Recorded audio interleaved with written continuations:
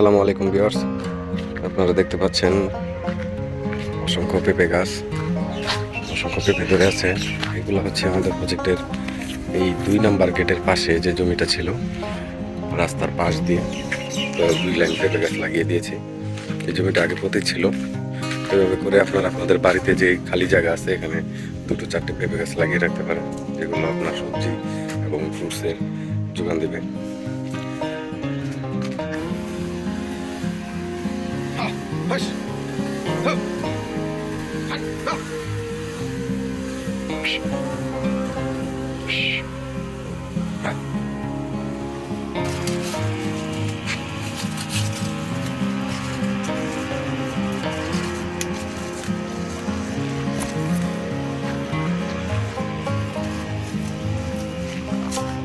পেঁপের একটা উপকারিতা হচ্ছে পেঁপেতে প্রচুর ভিটামিন, এবং হচ্ছে এটা সবজি হিসেবেও খাওয়া যায়, আর পাকলে ফল হিসেবেও খাওয়া যায়।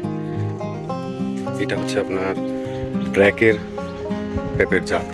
এই এই কয়েকটা গাছ, এখানে 10টি গাছ আছে। এটা হচ্ছে ব্র্যাকের। আবার এই পাশে যে গাছগুলো দেখতে পাচ্ছেন এটা হচ্ছে ইরি। এগুলো আমরা লোকাল বাজার থেকে চারা সংগ্রহ করেছিলাম। আপনি আপনার বাজারে লোকাল বাজার থেকে চারা সংগ্রহ করতে পারেন। ব্র্যাকের যে পেঁপে গাছগুলো, এগুলোতে মেল গাছ হয় না, সবই ফিমেল। আর ইরি যে বাজার থেকে সংগ্রহ করছি, ইরি জাতের যে পেঁপেটা, এটাতে হচ্ছে আপনার মেল ফিমেল মিক্সার থাকে। আগে চেনার কোনো উপায় নাই, তাই প্রত্যেকটাতে আমরা 3টে করে চারা রোপণ করেছিলাম। এখান থেকে কিছু চারা মেল হয়েছে যেগুলো, এগুলো আমরা কেটে বাদ দিয়ে দিয়েছি, 2-1টা রাখছি। মেলের যে পেঁপেটা আসে মেল গাছে, যেমন ধরেন এটা হচ্ছে মেল গাছ, এই গাছেও কিছু পেঁপে আসবে।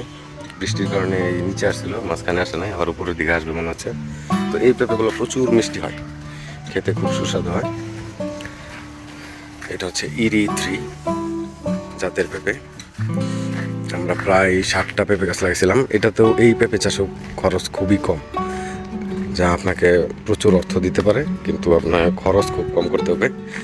যেমন ধরেন আমরা পেঁপের চারাগুলো সংগ্রহ করেছিলাম, 3টে চারা 20 টাকা পিস, একটা টবে থাকতো পলিতে।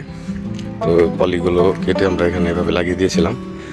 আর এগুলো হচ্ছে আপনার একটা চারা 30 টাকা পিস কিনেছিলাম, 10টাই হয়েছে, 10টাই ফিমেল গাছ, সবগুলোতেই পেঁপে আছে। এই পেঁপের জাতটা মোটামুটি মিষ্টি। এটা হচ্ছে আপনার রেড লেডি জাতের পেঁপে। এছাড়া আমাদের কাছে গ্রিন লেডিও আছে, এগুলো দেখাবো আপনাদেরকে।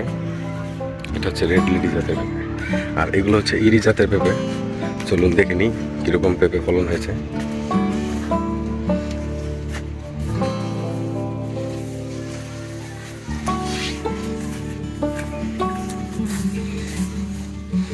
এটাতেও প্রচুর ফলন হয়েছে।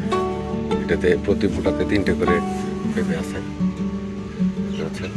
ইরি জাতের পেঁপে মূলত প্রতি ফুটায় একটা হয়, এটা হয়তো বা মাঝখানে অন্য জাত ঢুকে গেছে, কারণ এগুলো লোকাল নার্সারি যারা ওরা করে, ওরা ওইভাবে করে করতে পারে না, হয়তো অন্য বীজও থাকে। এই যেমন এটা হচ্ছে ইরি জাতের পেঁপে সিঙ্গেল। এই পেঁপেটার একটা হচ্ছে প্রত্যেকটা পেঁপে সিঙ্গেল আসবে, বেশিরভাগই ম্যাক্সিমাম। এই গাছটাতে পেঁপে ধরার পরে পেঁপে গাছের ডগা ভেঙে গিয়েছিল, আবার নতুন ডগা হয়েছে। দেখছেন গাছের সাইজের চেয়ে পেঁপে অনেক বেশি, প্রচুর পেঁপে ফলন পাবেন আপনি। পেঁপে গাছের ফলন বেশি। 2টা লেবার লেগেছিল, 2টা লেবার হচ্ছে 1200 টাকা। তো 1500 আর 1200 হচ্ছে এই টোটাল হচ্ছে আপনার 2700 টাকা খরচ। আর এখানে সার বিষ দেওয়া হয়েছে এই পর্যন্ত 5 থেকে 600 টাকা, এগুলাতেই হয়ে গেছে। আর একটা সার বিষ দেওয়া লাগবে, প্রচুর বৃষ্টি, এই জন্য সার বিষ দেওয়া যাচ্ছে না। বৃষ্টিতে আপনি গাছে সার প্রয়োগ করতে পারবেন না, কারণ মাটি যদি ভেজা থাকে তাহলে পেঁপে গাছের গোড়াটা খুবই সেন্সিটিভ, পচন ধরে গাছ মারা যাবে। এই যে যেমন এই যে আরেকটা মেল গাছ, এটাও রেখে দিচ্ছি। এখানে কিছু পেঁপে আসছে, এই পেঁপেগুলো মিষ্টি হয়, প্রচুর মিষ্টি হয়। মেল গাছের পেঁপে প্রচুর মিষ্টি। এখানে 3টা গাছই ফিমেল হয়েছিল, এই 3টাই রেখে দিয়েছি। আপনি চাইলে একটাও রাখতে পারেন, অনেক সবাই বেশিরভাগই একটা রাখে, কিন্তু আমার যেহেতু 1 লাইন গাছ, মানে যখন আপনি বাগান করবেন 1 লাইনের পর আরেক লাইন, তারপর আরেক লাইন থাকবে, তখন আপনাকে একটাই রাখতে হবে। আমার যেহেতু 1 লাইন গাছ, তো যেগুলো ফিমেল হয়েছে সবগুলো রেখে দিয়েছি, শুধু মেলগুলো বাদ দিয়ে দিয়েছি। দেখেন এই একটা গাছে প্রচুর ফলন আসছে।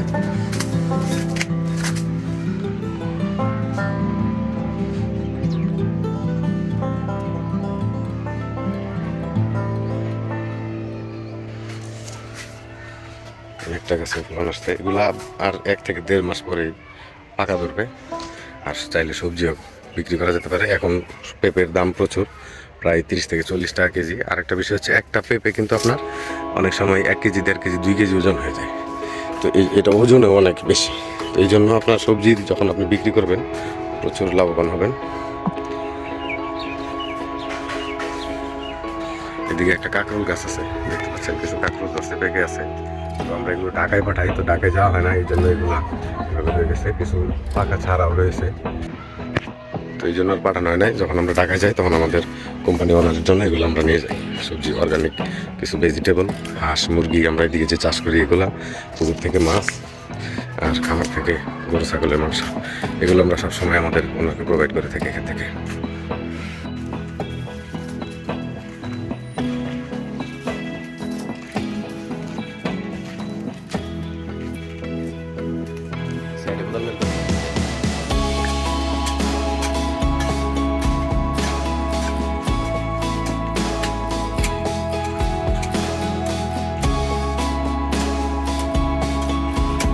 ঘোরার মধ্যে যে ড্যামগুলো আছে এগুলো বাংলাতে ড্যাম, এক্সট্রা ড্যাম যেগুলো আছে ভিতর থেকে কেটে দাও,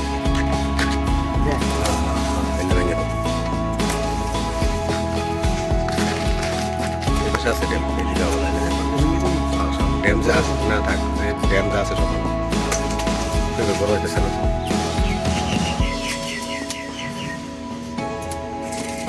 পুকুরা ঢালগুলো কেটে দাও।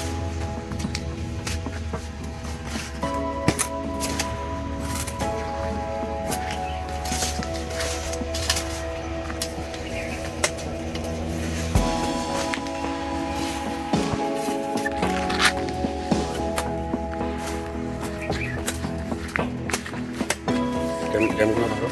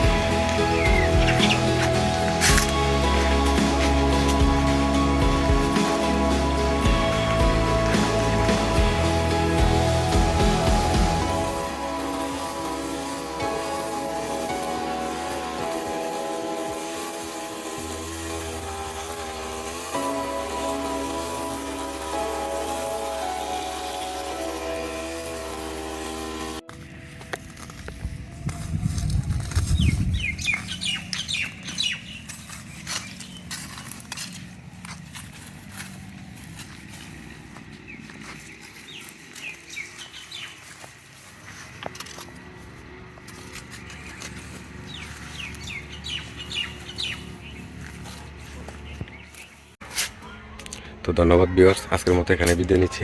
আবার হাজির হবো পরবর্তী ভিডিও নিয়ে। সে পর্যন্ত ভালো থাকবেন। আল্লাহ হাফেজ।